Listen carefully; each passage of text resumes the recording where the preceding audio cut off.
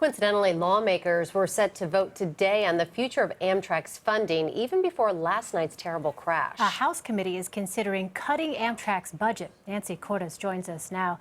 Nancy, how does last night's derailment affect today's talks in the House?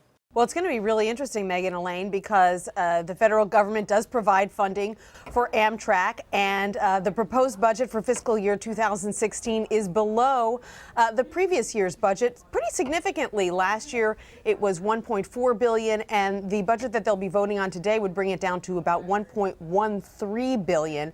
And there's sure to be debate about whether that's the right thing to do. Amtrak has been saying for a long time, and many lawmakers as well, that its infrastructure is aging, that it has 100-year-old bridges and tunnels that need to be fixed. But the question is, where does the money come from? Republicans have argued for a long time that Amtrak needs to figure out a way to be self-sufficient, to innovate, and the only way to do that is to start drawing down the money it gets from the federal government, while Democrats argue that that's just not realistic, and that if Amtrak is ever going to be able to compete with, say, lines that we see overseas that are so much faster, so much more efficient, that there's going to need to be a huge investment in infrastructure.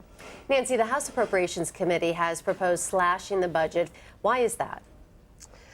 Well, because every year, Congress has a pie that it has to divide up, and Republicans in particular have been saying for a long time. I mean, they've tried to slash Amtrak's budget even more deeply. They argue that Amtrak is simply a money loser, that it needs to figure out a way to turn things around. And ironically, the Northeast Corridor line where this crash took place is the most profitable part of Amtrak. But the way that Amtrak is set up, any money that gets made on the Northeast Corridor doesn't necessarily go back into, infrastructure on that line, into repairing the tracks, updating the tracks. Instead, it goes to Amtrak rail lines all across the country that aren't profitable, to long-distance rail, to more rural parts of the country.